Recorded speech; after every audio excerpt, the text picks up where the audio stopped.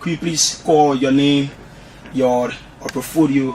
Yes, thank you. My name is Glenn Course, and I run an organisation called the Accountability Lab. And what the Accountability Lab does is we try and come up with creative ideas on accountability issues for making people with power more responsible for the use of that power. And you, sir? I'm Debbie Lawrence Jr. II, country representative of Accountability Lab. What can you say to Liberians when it comes to the issue of accountability, more especially so or the income of mental sector? Well, we think that accountability is really the most important issue here, because unless people with power are accountable and people that make decisions are responsible for those decisions, then development is going to be very difficult. And I think Liberia has made a lot of progress in many ways on these issues. Such as? Well, I think there are now institutions in place that didn't exist previously. On the government side, there's the LACC, for example, the General Auditing Commission, the Governance Commission. But the question, of course, is not institutions, it's how well those institutions actually deal with the problems. And I think that is where some of the difficulties lie at the moment. So we are trying to work with the government and work with civil society to come up with new tools for accountability, new ways to make sure that people are behaving responsibly and using public money for public good and not for their own private gain. Yes, we talk about new tools. What are some of those tools or mechanisms, so to speak?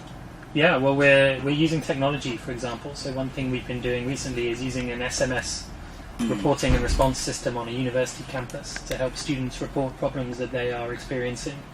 And then we gather that information and work with the administration of the university and the student government to fix the problems. We're also about to begin helping the government develop a website that it can use to disseminate information on everything it's doing to the public in terms of what the government is spending money on, and also how citizens can navigate government services, because at the moment something like that doesn't exist. So some of these are technology tools, some of them are also more traditional tools. We're also working, for example, with the religious networks here, the Inter-Religious Council of Liberia, to see if there is a way to mobilize the accountability that is inherent in religion, and use that to push decision makers here to be more accountable. Welcome. Thank you so much for welcoming us in your studio, and we also want to say thanks to the Bureau listeners out there. Accountability issue in Liberia is crucial. It cannot be overemphasized. But the first thing I want to stress is that accountability issue is something that individuals must be responsible for. It shouldn't be something that we push to other people and think that when issues of power are given to us, it's not being controlled by ourselves, and when decisions are made and we push the decisions to other people and think that when we do that, we tend to say, okay, I'm accountable for this. But accountability crosses just corruption issue. It goes down to the fabric of the very society that we run. What are some of those very things that are very wrong in our society? Has to do with, hey, if, for example, I always like to say the example because in our society we tend to corrupt our children at a very tender age. And for example, you lie down Sunday and tell your kid, hey, don't tell anybody that I'm in, but just tell them I'm out. That is crucial. You've corrupted the mind of the kid. Then you send the kid in the market. After a certain time, the kid takes the money and tells you that the money was missing. So you have trained that child to not be responsible for what they handle. So that leads us to the fact that those who runs the governmental power comes from the very society. It becomes a very crippling issue in society. So accountability issue is much more that we should own personally when we make decisions and we have power. And how does that shape the developmental trend of our country? So we as Accountability Lab, we are more solution driven. So our tools that we develop, you just heard our director talk about some of those tools. But one of the important tools that we are also working with, a traditional tool about the daily talk. So when you get to FE Junction, for example, you see the daily talk. So we are supporting that to make sure that Liberians will understand accountability issues in ways that they can find the information for themselves. So it's not about if you're educated to a certain level, but it's about how, whatsoever you are. Say you are in Bapolo, you are in Sino. If you are using your forest and just decimating the forest, breaking things down, how are you accountable to that? How do you think we can get along such thing? Wherein when GAC and LDC come up with a report, and then people heavily resist that report and want to politicize the entire report. Does it happen or in the analysis of America where you from? I think there are a few issues here, and I agree. I mean, something like the asset declaration for public figures is important, because we need to understand where they're getting their money from. But I think too often here the discussion is about corruption, particularly financial corruption, which of course is an aspect of accountability. But if you look at why this isn't leading to any change, I think the larger part of accountability that we're ignoring is the relationships and the behaviours and the incentives that exist behind the financial side of things, and that is what we're trying to understand and to deal with, because these are syndromes and behaviours that have evolved over the course of many years, and unless we can begin to change the way that people think about those, then I think it's going to be very hard, because you can remove somebody from power who's corrupt, but if somebody else comes in their place, the incentives and the relationships are still very low, constructed in a way that will lead to similar types of behaviour, so you're not actually solving the problem. I think what we need to do is work with young people, as Lawrence said, and try and catalyse a change in thinking so they take personal responsibility, so that 10, 20 years from now, when people like you are in positions of power, you will make slightly different decisions. You being a typical Liberian, what's your own or take on this issue of the Matanto chop? Is it a way that we should continue to run our society as a nation state? Sadly, is a wrong statement. It's always taken out of context. That's my time. I don't know what time it is. One thing I know is time to serve. We don't go to... And not time to chop. Yeah, not time to chop. But we go to public sector, to serve. So our service should come with a lot of responsibilities. How we handle decisions. Like Blair was saying, it's more about the system that works. How individuals in the system will grow in the system, even if you were brought from outside. How is your relationship going to beef up the constructive development of the system, not necessarily how you can gain from the system. One thing we Liberians need to know, if it is your time, it is your time to serve, to contribute right. It is your time to make sure that decisions that you make, you are responsible for them. It is your time to ensure that whatever that is given to you to take responsibility for, you are giving full account of them. We are yet to see in this country that someone will resign honorably without any noise after the resignation, and that is crucial. And you know, there's some fundamental problem. Health issue in this country of public officials should also be issues that they should account for. So if for example, what do you mean by that? If for example you got a common saying and you find someone sleeping too much in parliament, for example, how can we talk about that? How can the person tell the Liberian people, hey, this is my condition, I'm ready to leave office because my health cannot ensure me to work properly? These are just little things that when we can take care of, then we can take care of the big things. But how does a sleeping or in session affects the activities of the legislature? Because you wouldn't be alive to understand what decisions are made. So if you, for example, if you're tapped on the shoulder and you wake up, maybe you hear noise and you just want to contribute, how is your contribution going to be relevant to the issue being discussed? So are you against or Bobo lawmakers? I'm not against people. Bobo lawmakers. I'm not against whether we call them Bobo lawmakers. I'm just against the fact that people shouldn't do things with the power given to them, but what they should do is do something very well with what is given to them in terms of accountability. So people should be much more responsible, whatever they put you, be efficient, be effective, and let the system grow your and you also contributing well. Now let's say this: Liberia is ours, and you were not placed here by any form of accident. You were placed here to somewhat contribute to this country. So your contribution should be much more responsible. That's what I'm saying. At the college level or university level, student bar grades there to pass. Doesn't really happen in the United States or America. I think this is a serious problem here, and it's not just buying grades, it's a lot of other related activities, because Trading sex for grades as well.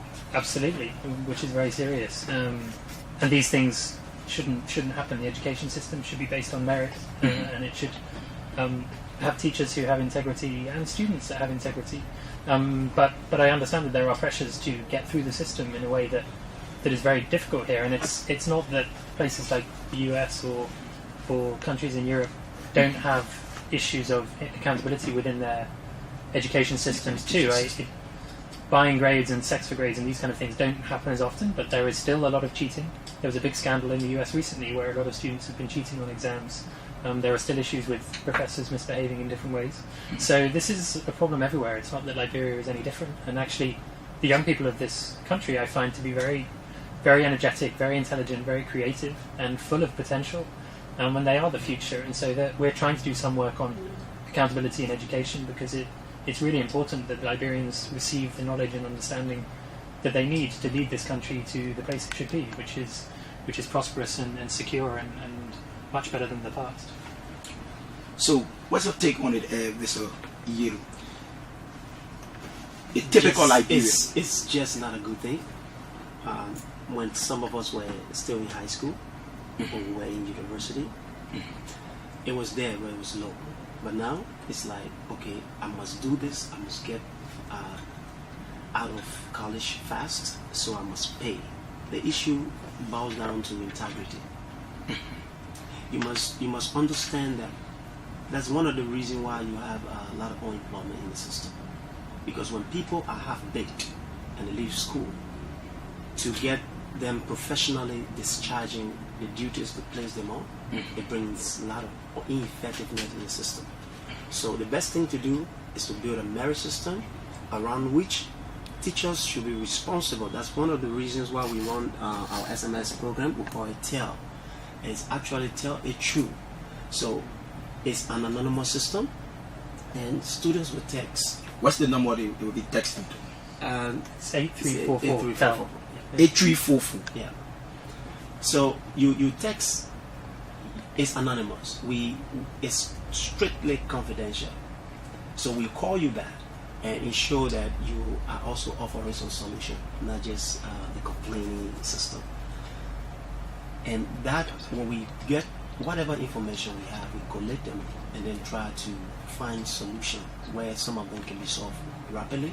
But we don't go So are you saying, sir, or in a nutshell, that a kid in one high school who has been repeatedly harassed, apparently by an or the instructor, you can just, or that little girl can just text the complaint to this number 8344, and then you people will get in contact with her and then begin to know what the real issues are. Is that what you are saying? At the moment, we're just doing this in one university, Stella Maris. Stella Maris. Yeah. But we are talking now about doing it in some high schools as well. So at the moment, not everybody can use the system, but we're hoping over time that we can roll this out. It's actually a tripartite relationship. Tripartite relationship. We have the student front, we have the administrative front, and we have the accountability front.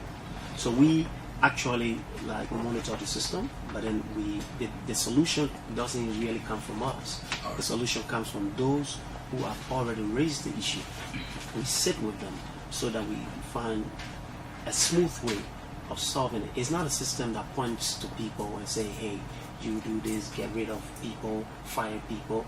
Because if you fire them and the system is still there, you recruit new person, sooner or later the same situation is going to come up again. So what we're saying is that buying grades in the country should be something that we young people should totally frown against. And then sex for grace should also be something that we shouldn't encourage in schools at all. Because if we just focus our minds and don't do these things, then we know that we are building a good future for us and our unborn children. So I would like send a word to all young people out there. Get away from paying for grace. Get away from report these kind of issues to your parent. Yeah, exactly. We're not pointing fingers at anyone. These dynamics happen, and it can occur from both sides, because both sides are trying to potentially get something out of this.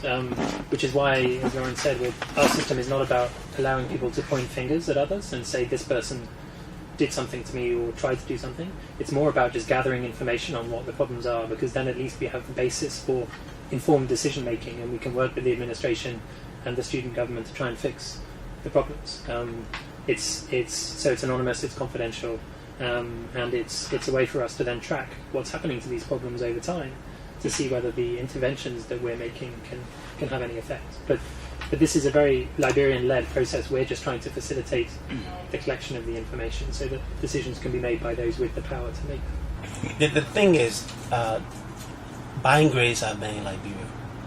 But when we were in school in the 90s, I graduated from high school in 1996. And if some of my friends are listening right now, they know that I was a voice in the school. Which school? I was Ganta United Methodist School. So I was always the one.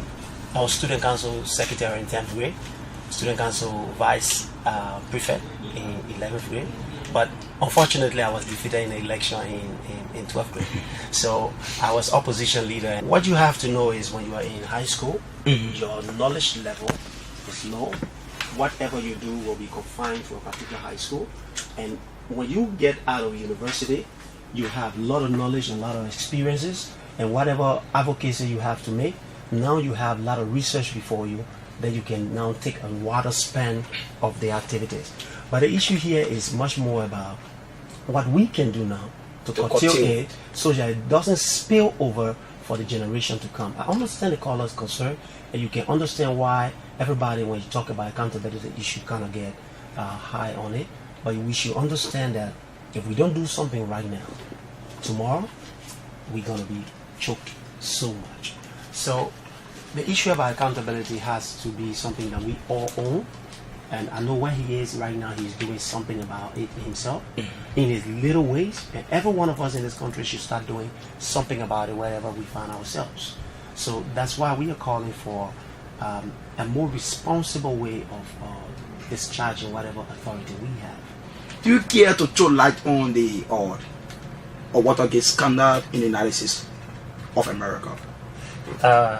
Yeah, well, that was a while ago. Now, I think maybe the point that you're making is that corruption is everywhere, and there is. So it all brought us to the point that corruption is not only in Liberia but everywhere. It's everywhere, absolutely. You know, Liberia has issues with these kinds of things, but so does everywhere else, including the Western countries and the US and Europe and everywhere. So Watergate scandal.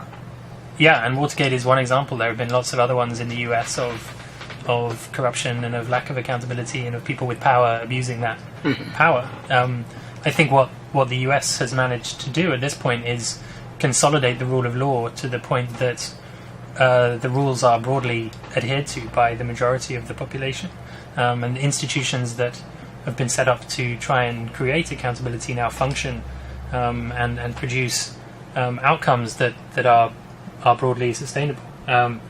Here, you've had less of a chance to do that. You had a long and difficult civil war, of course, and a lot of those institutions have been eroded. And like I said before, I think we need to work, and the lab is trying to work to catalyse new ideas on these issues, because I think unless we're creative, a lot of the existing mindsets and existing problems will continue.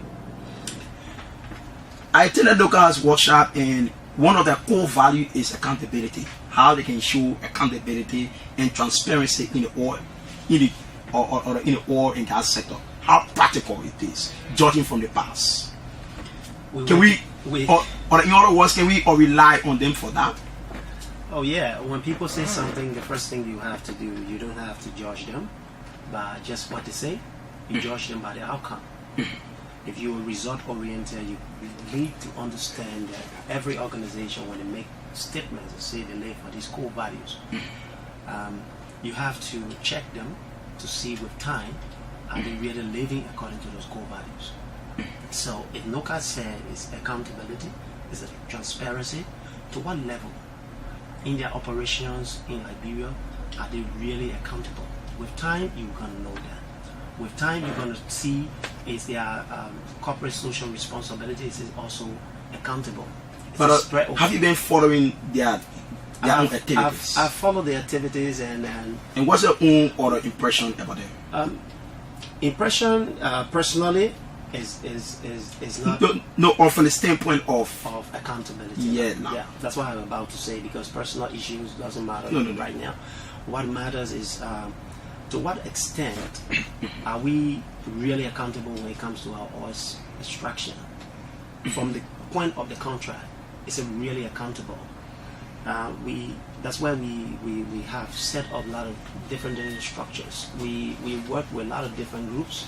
Now we're about to work with some groups to create accountability firms, so people can understand how these firms, how accountability issue runs in different sectors of the country. So we consider there was a noise over block dating. Everybody knows that, and we're not going to hammer how it went. It's tending to hold them accountable for that, but they, for now, should be accountable to what they do with whatever is extracted. Are they giving it to the rightful people? Do we have sustainability in terms of what comes from there? What are projects that they are undertaking, so that Liberians will understand that this process is truly accountable? Is it really transparent? I'm just saying, time is going to really prove that is. Sometimes people make wrong mistakes when they begin something, but when it continues and people start to check them, institutions start to check them, they then come back to their core values. But I think accountability issues shouldn't just go like sticking people from the beginning, but it should also like call them to their own. Let me come back to you, Mr. Gregors, and so forth. What do you think is the cause of these many problems in the oil and gas sector? You know, there's something in economics and political science called the resource curse. Resource curse. Which the argument is with the resource curse that actually finding something like oil is not necessarily a good thing for a country, because if it's managed poorly, it can lead to a lot of conflict. And as you suggested, there are countries like Nigeria and Equatorial Guinea and other countries in Africa that have had a lot of trouble based upon their discovery of oil. And the question is, how do we help Liberia move towards Norway and not towards Equatorial Guinea in terms of the way that they manage their resources? We are not working at the moment directly on the oil issue through the Accountability Lab, but of course it's something that we're interested in because it relates to accountability. And I had the opportunity a month or two ago to sit down with Mr. Topka, the head of the LEITI, and talk to him about the progress that they're making. And I think there is lots of progress being made. Liberia actually in institutional terms with LEITI is a long way ahead of other West African countries, and they've collected a lot of information and released some very useful reports. But I think, again, the question is, with that information, how do we help Liberians use it to make sure that the oil industry is accountable in a few ways? One is the concessions process, to make sure that that is transparent and accountable. The second is the oil companies themselves. How are they managing the money that they're getting, and what are they doing with it? And third is the government revenue from the oil. How is that being used to benefit the people of Liberia, as it should be? So there are a lot of different angles, and at the moment we're a small organisation and are not looking into this issue yet, but we are interested, and we're looking for people with creative ideas who understand this and want to work on it. So I would encourage anyone who's listening who wants to get involved to please come and see us, and we can talk about it further. But you talk about bringing on or getting people on board to work with you. Do you care to throw some address out there? It's important. Yeah, well, let me tell you first. How can you get in contact with the Accountability Lab? Yeah, they can speak to myself or Lawrence. We can give you our phone numbers. We can direct you to our website, which is www.accountabilitylab.org. And you can see us on Facebook if you look us up, Accountability Lab. And one way that people can get involved, if they'd like to, is that we've set up a small fund. It's called the Accountapreneurship Fund. Accountapreneurship is a word for entrepreneurial or creative approaches to accountability. And what we're trying to do with that fund, which is a very small fund, but it gives a little bit of money to people that have good ideas for accountability. And then we work with those people to develop the ideas, we give them training, we help them network with other people, we give them a bit of mentorship to really try and make these ideas happen. And anyone is eligible to apply to this fund. The criteria are just that we want creative ideas and tools for accountability, because as we mentioned, that's what we're trying to do. So people can find out more about that on our website, on our Facebook page, and by speaking to myself and Lawrence.